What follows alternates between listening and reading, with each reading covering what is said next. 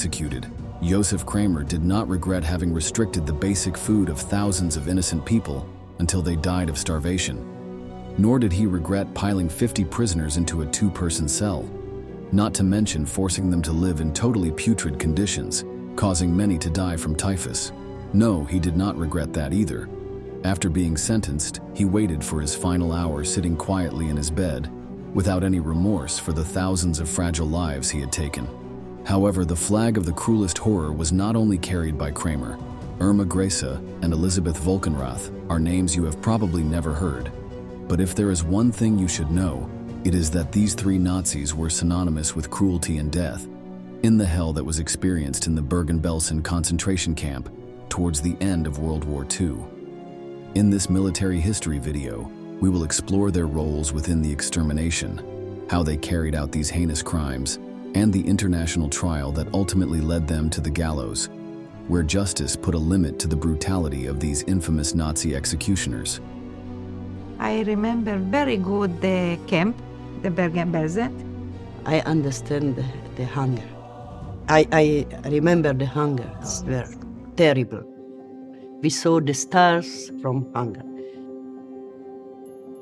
These are some of the raw testimonies from survivors of the unspeakable horrors and brutalities that marked the lives of the prisoners of Bergen-Belsen. At this site, located in northern Germany, thousands of people succumbed to hunger, disease, and cruelty that seemed to defy reason. As World War II approached its final years, Nazi chaos and brutality grew.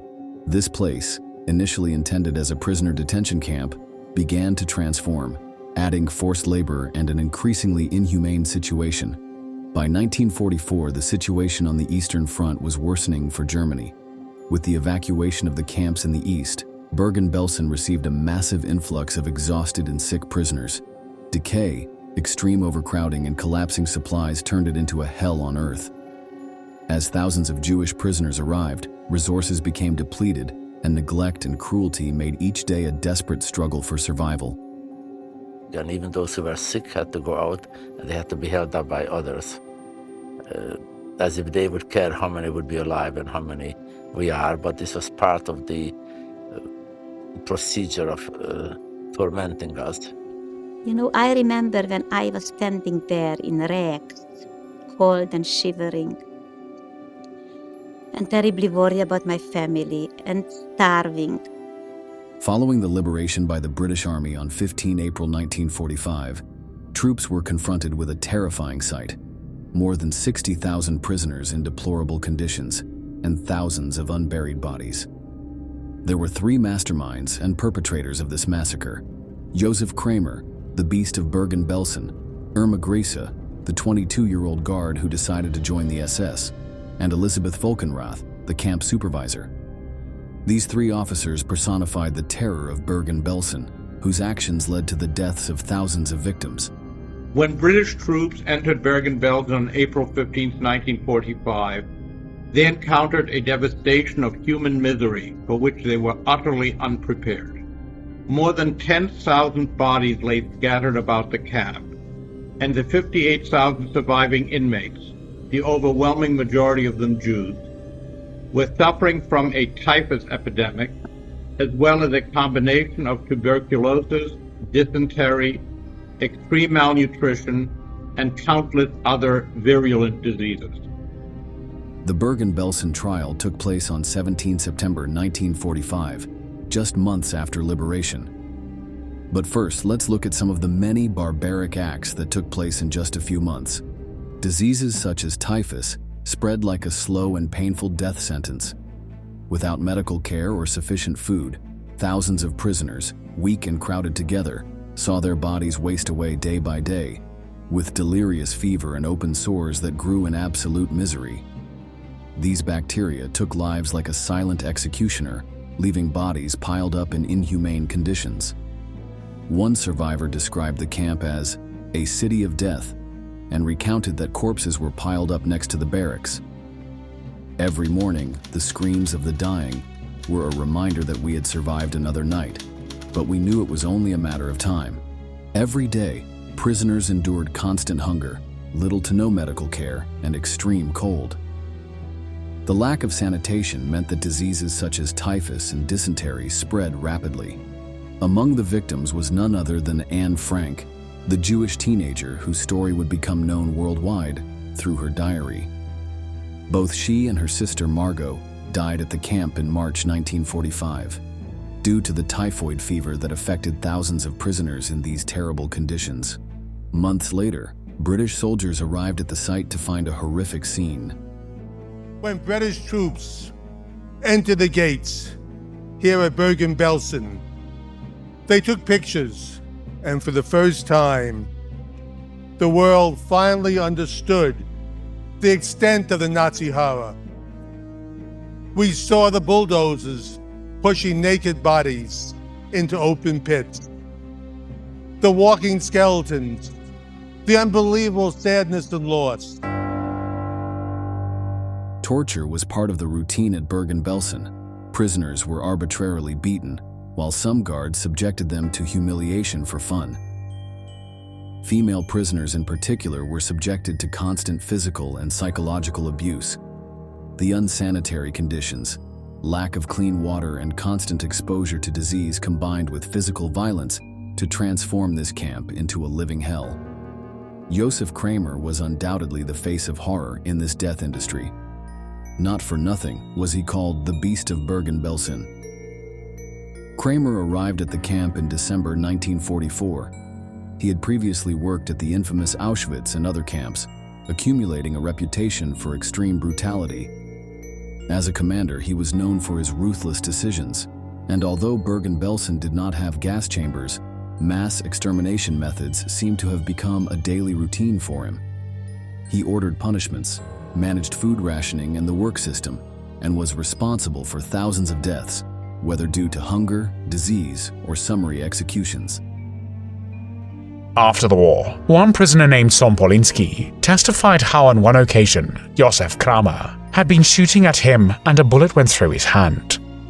Another prisoner, Lüneburg, testified that Kramer had given him a beating of 25 strokes. Some of Kramer's specialties were to shoot at people with a machine gun and set dogs on them. As the British Army arrived and the Allies saw the horrors of the camp, Kramer remained unfazed, showing no remorse. The man argued during his trial that he was following orders and that the conditions of the camp were an inevitable consequence of the collapse of supplies in the final months of the war. These claims were quickly dismissed in the face of overwhelming evidence of his cruelty. For her part, Irma Grese, known as the Beautiful Beast, was a young woman of just 22 when she took part in the atrocities of Bergen-Belsen. She had voluntarily joined the Schutzstaffel or SS, Hitler's paramilitary forces, where they quickly noticed in her gaze a disturbing desire for cruelty. That inclination earned her an early transfer to the concentration camps, where her brutality stood out even among her fellow guards, becoming one of the most feared and ruthless guards. Where she arrived along with a large number of Ravensbrück prisoners in March 1945. Those who collapsed or could not keep pace were shot by the SS. The prisoners got almost no food during these death marches, and there was no food when they arrived at the camp either. Grese was known for her brutality and sadism, especially towards Jewish female prisoners. She patrolled the camp with a cold smile, whip in hand, and enjoyed inflicting physical and psychological torment on her victims. She was known for her inhumane treatment and her fondness for extreme punishments, often arbitrarily choosing people for beatings or deadly confinement. The woman was denounced by several prisoners as one of the most feared figures in the camp.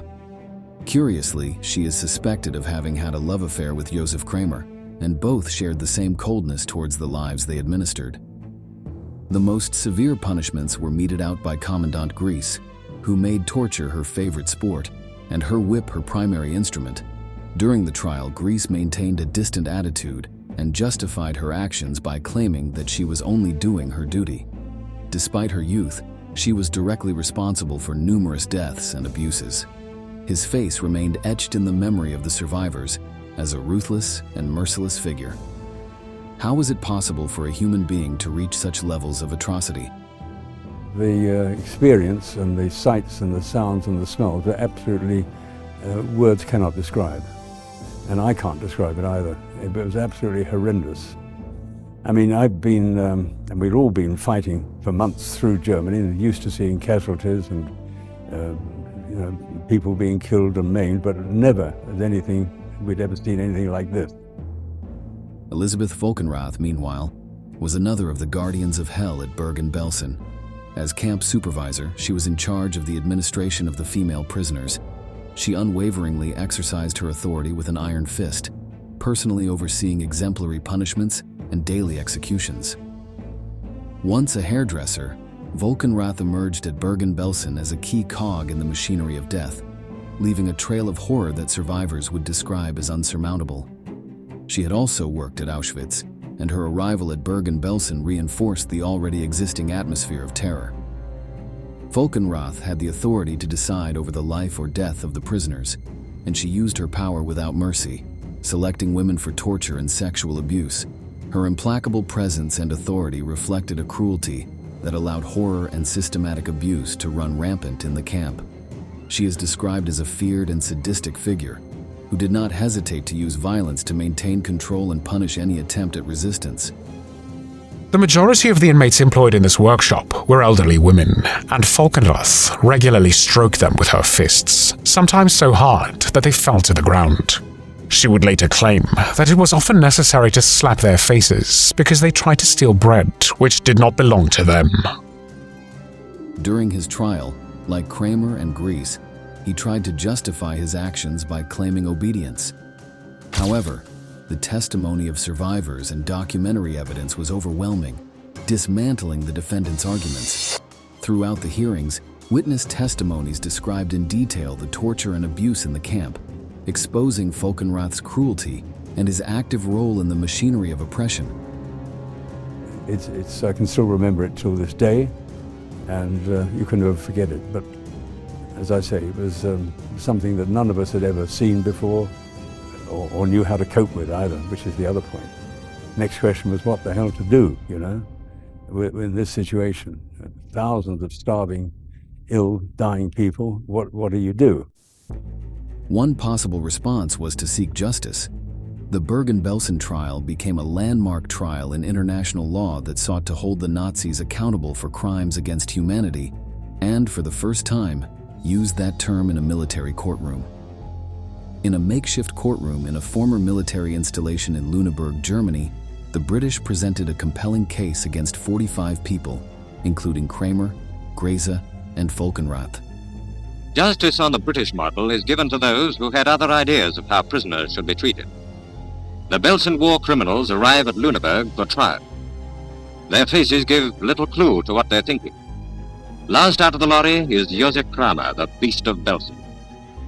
The calm orderliness of the scene contrasts violently with the ghastly pictures which shocked the country when they were shown in British newsreels. The trial, conducted by a British court, included shocking testimony from survivors and visual evidence, including photographs and medical records of prisoners.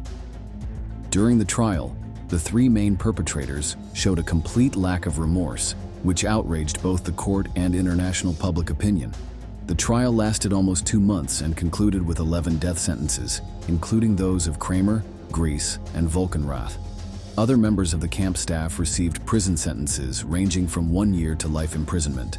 Some, however, were acquitted due to lack of sufficient evidence, a fact that caused controversy at the time. Josef Kramer, Irma Grese, and Elisabeth Volkenrath were executed on the 13th of December 1945, shortly after the conclusion of the trial. Their elimination was perceived as an act of justice for the victims of Bergen-Belsen, although survivors pointed out that nothing could make up for the pain and loss suffered. Yes, I had to give evidence there. My evidence was that, in fact, there was large food supplies very close to the concentration camp, and if the Germans wanted, they could have fed those people, but they didn't, or they chose not to. Anyway, they didn't. The food was there, and my evidence was that. The executions of these criminals have historically stood out as a symbol of international condemnation of crimes against humanity. Other perpetrators received prison sentences, although many managed to get out in the following decades amidst the post-war reconstruction. However, their names have been forever associated with one of the darkest periods of humanity. Bergen-Belsen was not simply a concentration camp. It was a place where abandonment, hatred, and brutality reached their peak. The figures of Josef Kramer, Irma Grese, and Elisabeth Volkenrath personify the horror unleashed by Nazi Germany and serve as a testimony to how far human cruelty can go when all notion of respect and dignity is lost. When this German officer came in his elegant uniform, and I was looking at him early in dawn, at dawn, they were standing already hours. I looked at him in this elegant olive uniform, and I thought of my father, and I said to myself, I would never want to change places with you, even though that I'm here standing in rags. I wouldn't want to be a just brutal animal like you and have this on my conscience. Ultimately, the Bergen-Belsen trial marked a milestone in the history of international law and allows for a simple reflection. A court can condemn atrocious crimes and bring the guilty to trial, but history shows us that this does not guarantee that such horrors will not be repeated. True protection against such barbaric acts depends on the actions and decisions we take in the present. It is the responsibility of democratic systems, states, and above all, of every citizen to work actively to protect basic human rights, resist the seeds of hatred, and strengthen the values of justice and dignity. History takes on true meaning when it pushes us to act to build a future where crimes like these no longer have a place. Thus, we come to the end of another military history video. Don't forget to subscribe to our channel to learn about many more military events from World War II that left their mark. Until next time.